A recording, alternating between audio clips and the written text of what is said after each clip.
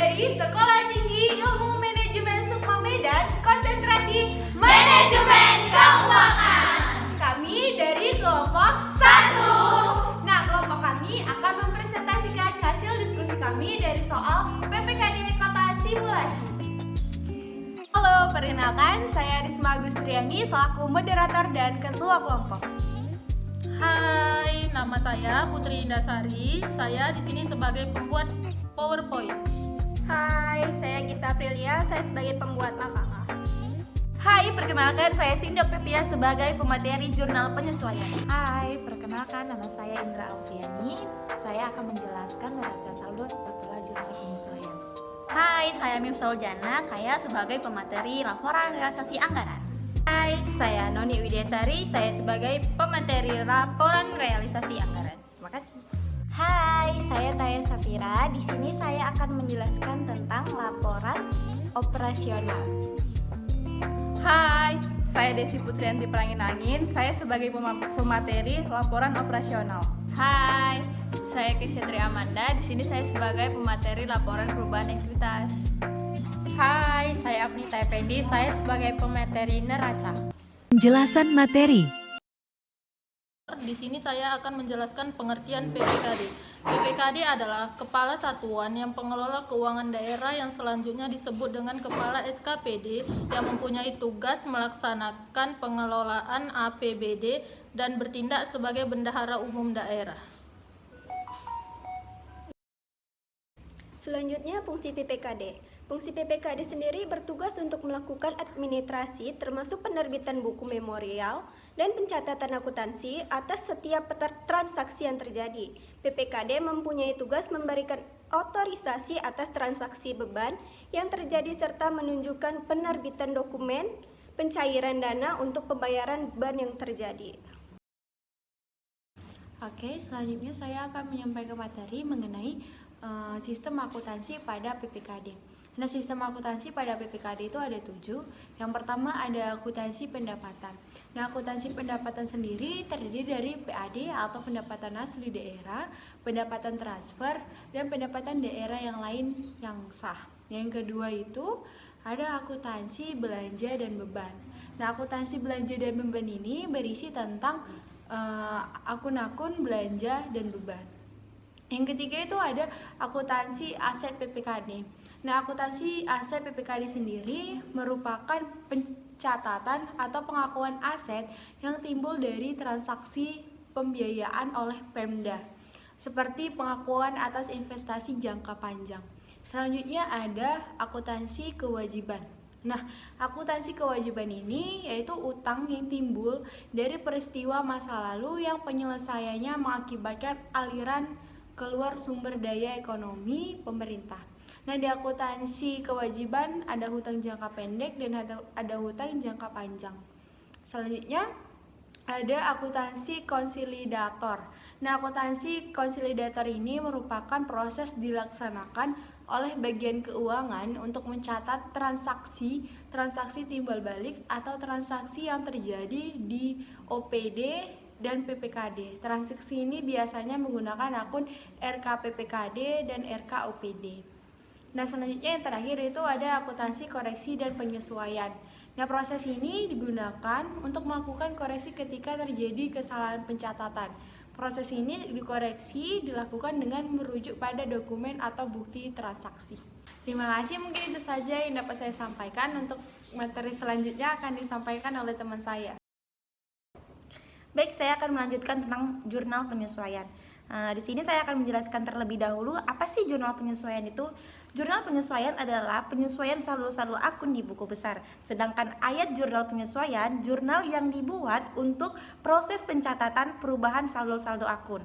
Nah, pada kasus kali ini kami akan menjelaskan mengenai jurnal penyesuaian pada pemerintahan kota simulasi. Nah, pada pemerintahan kota simulasi sudah diketahui soal pada jurnal penyesuaian itu yang pertama adalah ATK tersisa 2000. Nah, karena ATK-nya yang tersisa 2000, jadi pada akun jurnal penyesuaian kita masukkan persediaan pada beban persediaan ATK. Nah, untuk soal yang kedua, pendapatan bunga yang belum dicatat senilai 500. Nah, di sini pada jurnal penyesuaian, akun yang kami dapat ialah piutang pihak ketiga pada PHD lain-lain yang sah. Kenapa? Karena pihak ketiga itu melibatkan bank. Baiklah, di sini saya akan menjelaskan neraca saldo setelah jurnal penyesuaian. Neraca saldo setelah jurnal penyesuaian adalah daftar dari semua akun dan saldo yang terkandung dari buku besar setelah entry penyesuaian untuk periode akuntansi yang telah diposting. Berikut adalah saya akan menjelaskan neraca saldo setelah jurnal penyesuaian. Yaitu 1. Perubahan saldo. Posisinya itu terletak di debit dengan nilai 214.000. Yang kedua itu kas daerah. Diletaknya di debit senilai 208.500. Yang ketiga piutang DAK, itu nilainya kosong. Yang keempat piutang bagi hasil PPh 21 nilainya kosong. Piutang pihak ketiga itu nilainya 500.000. Persediaan ATK itu letaknya di debit dengan nilai 2.000. RK OPD Makmur nilainya 400. 5.500 itu nilainya letaknya di debit. Untuk investasi jangka panjang itu senilai 400.000 letaknya di debit. Dana cadangan itu nilainya kosong. Untuk ekuitas itu juga kosong. Dan pendapatan bagi hasil PPh 21 LRA sebesar 450.000 itu berada di kredit. Pendapatan DAK LRA itu senilai 300.000 itu letaknya di kredit juga. PAD lain-lainnya yang sah atau LRA itu senilai 650.000. Belanja bahan habis pakai itu senilai 6.000 di debit. Belanja hibah kepada OPD Makmur senilai 400.000 itu di debit. Dana cadangan itu nilainya kosong. Pengeluaran pembiayaan penyesuaian modal itu senilai 400.000 itu letaknya di debit. Penerimaan pembiayaan pencairan dana cadangan senilai 50.000 itu di kredit. Penerimaan pembiayaan pencairan dana pendapatan bagi hasil PPh 21 LO itu 300.000 di kredit. Pendapatan DAK LO itu 650.000 di kredit. PAD lainnya yang sah LO itu senilai 20.500 itu di kredit. Dan beban ATK itu 4.000 berada di debit. Beban hibah kepada ormas itu senilai 400.000 dengan seluruh totalnya itu nilainya 2.440.500. Sekian yang dapat saya sampaikan mengenai neraca saldo setelah jurnal penyesuaian. Laporan operasional adalah laporan yang menunjukkan kegiatan operasional yang tercermin dari akun pendapatan, beban, dan surplus atau defisit dari entitas pelaporan. Nah, di sini ada laporan operasional pemerintah kota simulasi untuk tahun yang berakhir sampai dengan 31 Desember 2019. Yang pertama itu ada pos pendapatan, yang di dalamnya terdapat pendapatan asli daerah. Di sini jumlahnya kosong. Kemudian ada pendapatan pajak daerah, di sini juga jumlahnya kosong. Kemudian ada pendapatan retribusi daerah, jumlahnya juga kosong. Kemudian ada PAD lain-lain yang sah LO itu sebanyak 20.500. Kemudian semuanya dijumlahkan, jadi jumlah pendapatan asli daerah adalah 20.500. Kemudian ada pos pendapatan transfer. Nah, ada pendapatan bagi hasil PPh 21 LO sebanyak Rp300.000. Kemudian ada pendapatan DAK LO sebanyak Rp650.000. Nah, semuanya dijumlahkan, jadi jumlah pendapatan transfernya adalah senilai Rp950.000. Nah, kemudian untuk jumlah pendapatan dan selanjutnya akan dijelaskan oleh teman saya bernama Desi Putrianti. Baik, di sini saya akan melanjutkan apa yang telah dijelaskan oleh Saudari Taya tadi mengenai laporan operasional. Nah, seperti apa yang sudah dijelaskan oleh Taya, di sini ada jumlah pendapatan. Jumlah pendapatan yang didapat dari jumlah pendapatan asli daerah yang senilai 20.500 ditambah dengan jumlah pendapatan transfer senilai 950.000. Maka jumlah yang didapat ialah 970.500. Selanjutnya ada beban. Beban yang pertama itu merupakan beban hibah kepada ormas yang senilai 400.000. Dan ada juga beban ATK dengan nilai 4.000. Maka jumlah yang didapat dari beban ini yaitu 400 ditambah 4.000 sama dengan 404.000. Maka surplus yang didapat dari operasional pemerintah kota simulasi didapat dari jumlah pendapatan senilai 970.500 dikurangi dengan jumlah beban senilai 404.000. Maka surplusnya ialah Rp566.500. Sekian yang bisa saya sampaikan mengenai laporan operasional. Baiklah, di sini saya akan menjelaskan tentang laporan realisasi anggaran.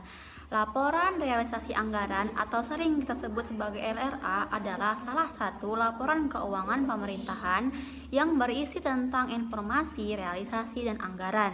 Menurut PSAP nomor 2 ada beberapa unsur tentang LRA. Yang pertama ada pendapatan, terus yang kedua ada transfer, ada surplus atau defisit LRA, terus ada belanja, ada pembiayaan.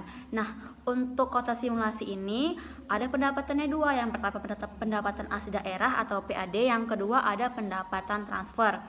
Pendapatan asli daerah dapat kita lihat pada baris ke-13 pada laporan neraca setelah penyesuaian. Itu pendapatan lain-lain daerah atau PAD yang sah sebesar 20.000. Selanjutnya pendapatan transfer.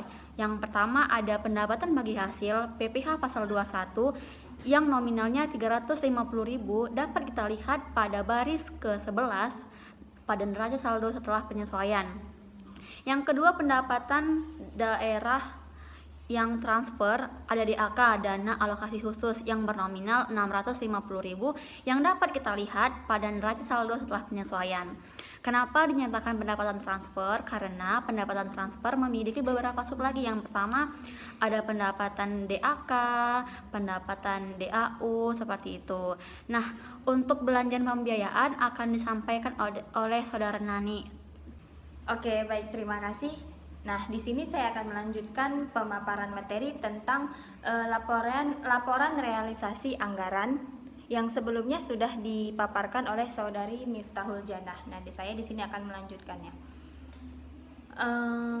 Bagian saya itu pada bagian akun belanja dan pembiayaan belanja. Nah, yang dimana belanja itu adalah semua pengeluaran dari rekening kas daerah yang mengurangi saldo anggaran. Pada kasus ini terdapat dua jenis belanja. Yang pertama itu ada belanja langsung yang terdiri dari belanja hibah sejumlah Rp400.000.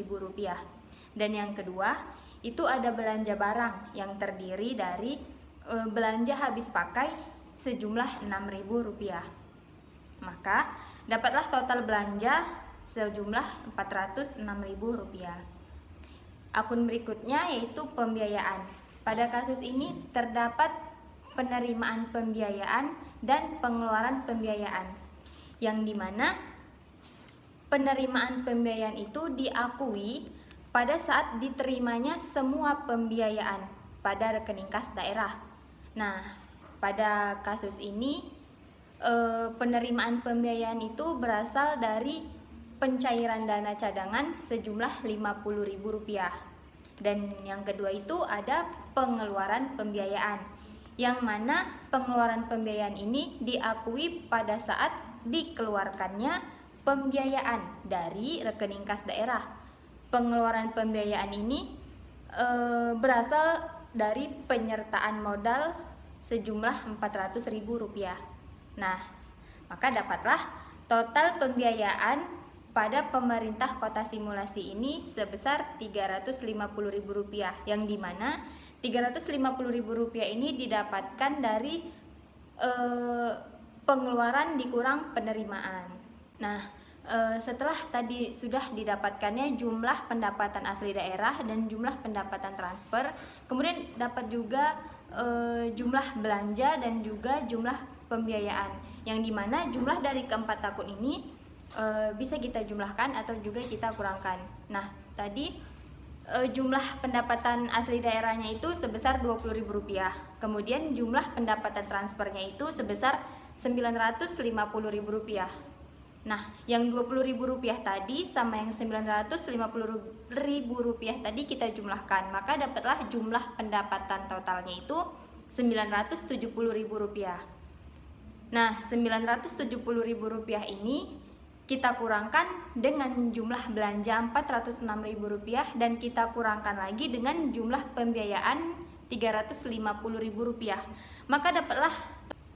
Maka dapatlah total seluruhannya itu Rp214.000, yang dimana Rp214.000 ini kita sebut dengan silpa. Apa sih itu silpa? Nah, silpa itu adalah selisih lebih antara penerimaan realisasi dan pengeluaran selama satu periode.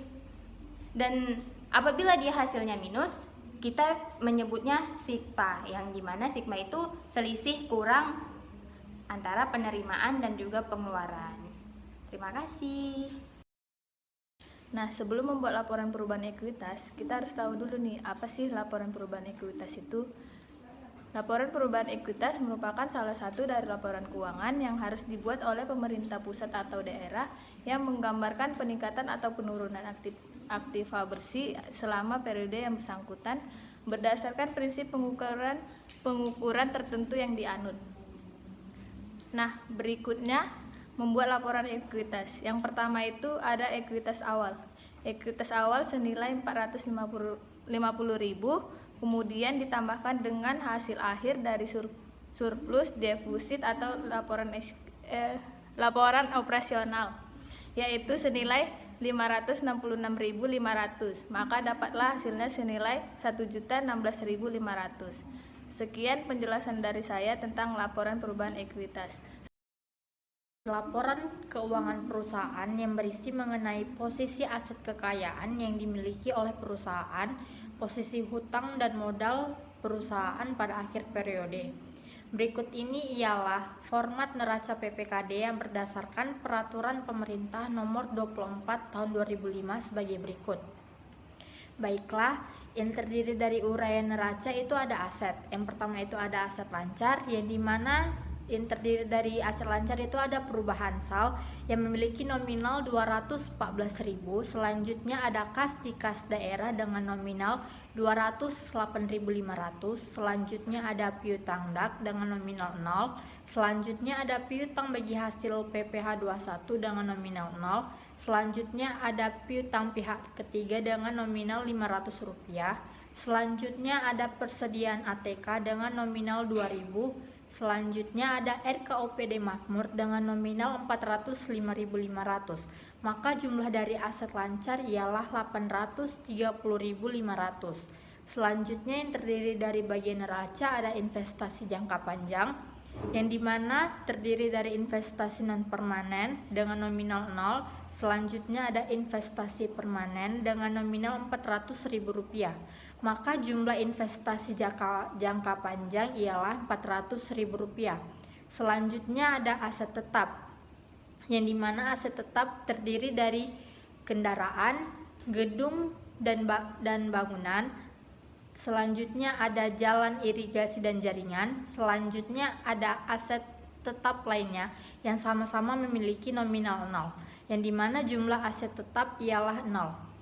Maka jumlah aset yang dimiliki dari neraca ialah 1.230.500, yang dimana jumlah aset ini terdapat dari jumlah aset lancar yang memiliki nominal 830.500 ditambah dengan jumlah investasi jangka panjang Rp400.000. Maka jumlah aset yang dimiliki ialah 1.230.500. Selanjutnya ada kewajiban. Kewajiban terdiri dari kewajiban jangka pendek dan kewajiban jangka panjang yang memiliki nominal 0. Maka jumlah dari kewajiban ialah 0. Selanjutnya ada ekuitas.